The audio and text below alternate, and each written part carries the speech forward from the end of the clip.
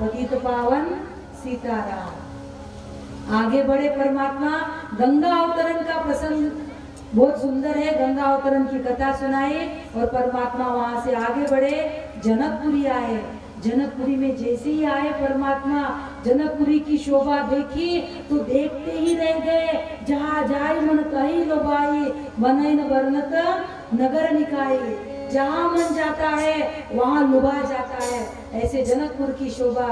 जनक जी को सूचना मिली, विश्वामित्र जी आए हैं। जनक जी विश्वामित्र जी की अगुवानी के लिए आए और जैसे ही जनक जी ने विश्वामित्र जी का पूजन अर्घ्यपाद्यादि से किया, उसी समय दोनों भाई जो फुलवाड़ी देखने के लिए गए थे, राम लखन आए। जैसे ही दोनों भाइयों को जनक जी ने और सभी ने देखा तो देखते ही रह गए और जनक जी कहने लगे, कहो नाथ सुंदर दो बालक, मुनिकुल तिलक तिलक की नृपकुल बालक। हे नाथ, ये दो बालक कौन है? ये मुनिकुल के हैं कि नृपकुल के हैं? ब्रह्म जो निगम नेति कई गावा, उभय वेश की घरी सोई आवा। जिसे वेदों ने ब्रह्म नेति नेति कहा, क्या वही ये ब्रह्म है? नहीं विलोकत अति अनुरागा, बरबस ब्रह्म सुखई मन त्यागा। इन्हें देखने से मेरा मन जो ब्रह्म सुख में लीन रहता है। इन दोनों राजकुमारों का सौंदर्य देखकर ऐसा लगता है, सहज विराग रूप मन मोरा, थकित होत जिभी चंद्र चकोरा। विश्वामित्र जी ने परमात्मा का रहस्य छिपाया, प्राकृत परिचय दिया। रघुकुल मणि दशरथ के जाए, मम हित लागी नरेश पटाए। ये राजा दशरथ के पुत्र है, मेरे यज्ञ की रक्षा के लिए आए हैं। इस बात में सब वंदन परिचय सब हुआ। जनक जी राजमहल की ओर आए। इधर राम जी ने गुरु संध्या वंदन किया, थोड़ा जलपान किया, गुरु महाराज के चरणों की सेवा की। जब विश्वामित्र जी शयन के लिए गए, मुनिवर शयन कीन तब जाई, लगे चरण चापन दो भाई। देखो परमात्मा कैसा आदर्श देते हैं, गुरु के चरणों की सेवा कर रहे हैं। देखो जब विश्वामित्र जी सोने गए तो राम जी गुरु चरणों की सेवा करते हैं। गुरुदेव कहते हैं, बेटा राघव जाओ, तुम भी थक गए होंगे, सो जाओ। बार बार मनी आज्ञा दी, बार बार जाओ बेटा। जब राम जी सोने के लिए आए तो बड़ा भाई पिता के समान होता है। लखन जी सेवा कर रहे परमात्मा के चरणों की। क्या आदर्श है! एक एक चरित्र कितना सुंदर उपदेश देता है। अब लखन जी सेवा कर रहे, सबसे पहले सोए विश्वामित्र जी, बाद में राम जी, बाद में लखन जी। अब जो सबसे पहले सोया उसने सबसे पहले उठना था, लेकिन पहले विश्वामित्र जी नहीं उठे, राम जी भी नहीं। पहले लखन जो सबसे बाद में सोया, लखन जी उठे, बाद में राम जी, बाद में विश्वामित्र जी।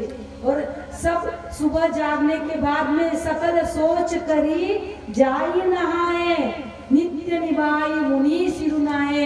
पुष्प वाटिका का प्रसंग इतना सुंदर है, लेकिन अब हर विषय में तो विश्लेषण नहीं कर सकते, बहुत सुंदर है। परमात्मा पुष्प वाटिका में जाते हैं, पुष्प चुनने जाते हैं गुरु की आज्ञा से। इधर माता सीता भी तेई अवसर जन गिरिजा, तेई अवसर सीतात आई, गिरिजा पूजन जननी पटाई। उसी समय माता सुनैना ने सीता जी को पुष्प वाटिका में गिरिजा का, वो विवाह के पहले पूजन होता है ना, गौरी पूजन, वह गौरी पूजा के लिए माता सीता भी पुष्प वाटिका में आती है। इधर से राम जी, इधर से सीता जी। और कहते हैं जब सीता जी आई तो सखियों के साथ में आई थी। उन सखी में से एक सखी सीता जी को छोड़ के बगीचा वाटिका घूमने चले गए। और जैसे वाटिका घूम रही थी, उस सखी ने राम और लखन को देखा, और देखा तो देखते ही रह गई।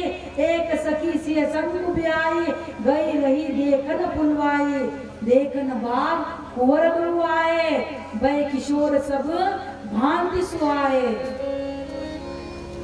इतने सुंदर दो श्याम गोर किमी कहो बकानी, गिरा अनयन नयन बिनुबानी। और सखी ने सीता जी को मानो राम जी का परिचय दिया। वह सखी कौन? मानो सद्गुरु है जो एक जीव को परमात्मा का परिचय देती है। सुनो सीता, पुष्प वाटिका देखने कोई दो राजकुमार आए, बहुत सुंदर है, इतने सुंदर कि गिरा अनयन नयन भी वाणी, गिरा यानी वाणी को नेत्र नहीं है और नेत्र को वाणी नहीं है, मैं कैसे वका वर्णन करूं। और कहते हैं सीता जी उस सखी को आगे करके प्रभु को देखने के लिए लता भवन की ओर गई। और जब जानकी जी चल रही थी तब जानकी जी के कंकन करदनी और कुंडल इनकी ध्वनि सुनकर राम जी ने लखन जी से कहा, सुनो लखन, तात जनक कन्हैया या सोई, धनुष यज्ञ जही कारण होई। हे तात, यही वह जनक कन्हैया है जिसके कारण यह यज्ञ हो रहा। और कहते हैं बातें तो लखन जी से कर रहे थे, लेकिन राम जी का मन सीता जी के अलौकिक सौंदर्यता को देखकर उस पे लुभाया हुआ था। और सीता जी ने भी राम जी को देखा और देखे बराबर अपनी आंखें बंद कर ली। सखी ने कहा, अरे सीते, गौरी का ध्यान बाद में कर लेना, अभी राजकुमार को देख क्यों नहीं लेती। और सीता जी मन ही मन व्याकुल हो रही, मेरे पिताजी ने ऐसी प्रतिज्ञा क्यों की। वो धनुष इतना कठोर, प्रभु के हाथ इतने कोमल। माता सीता दौड़ती हुई गिरिजा के मंदिर में आई, गिरिजा के भवन में आई और माता भवानी से माँ सीता प्रार्थना करने लगी, जय जय गिरिवर राज किशोरी, जय महेश मुख चंद चकोरी। बहुत सुंदर वर्णन है। और कहते हैं माता भवानी ने माता सीता को आशीर्वाद दिया, हसी माल मूर्ति मुस्कानी।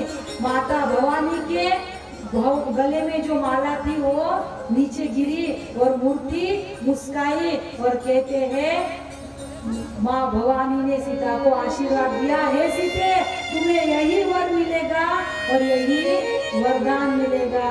मनुजा ही राचो मिले ही सोवरो, सहज सुंदर सावरो।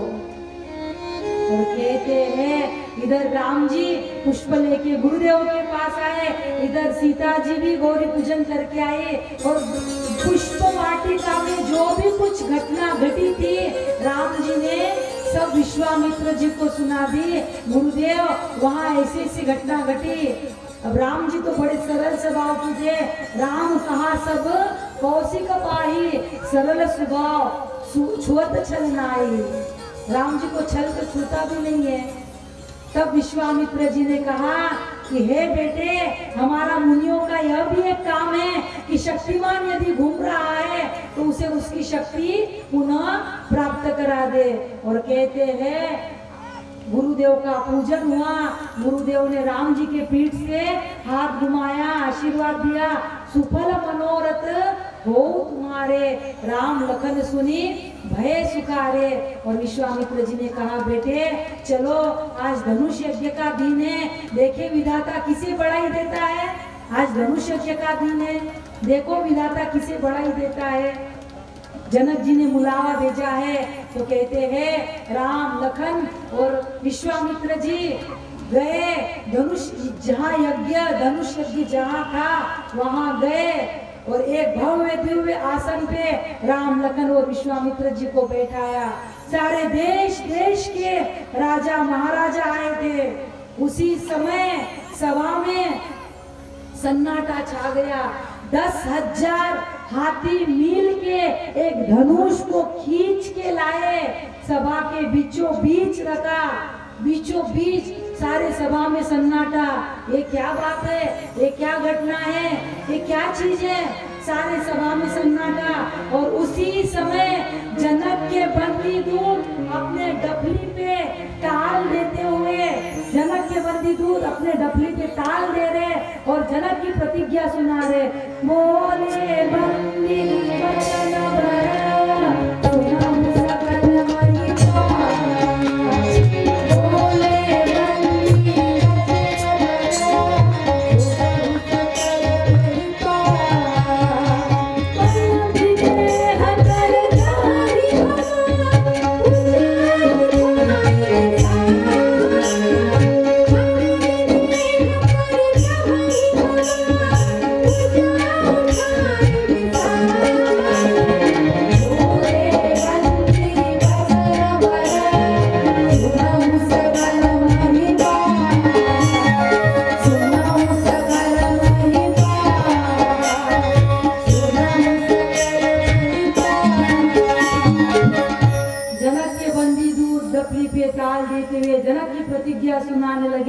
हे राजाओं सुनियो, यह जो धनुष यज्ञ है यह कोई प्रदर्शन नहीं है, यह आपकी शक्ति की परीक्षा है। शक्ति की परीक्षा मतलब ऐसा समझो कि यह धनुष राहु है और आपके हाथ चंद्रमा है। चंद्रमा उदित हो और राहु उसे ग्रस लेता है। ऐसे ही जो राजा आएगा इसे उठाएगा, इसकी प्रत्यंचा चढ़ाएगा और उसे तोड़ देगा। उसके गले में सीता जी जयमाला वरमाला डालेगी।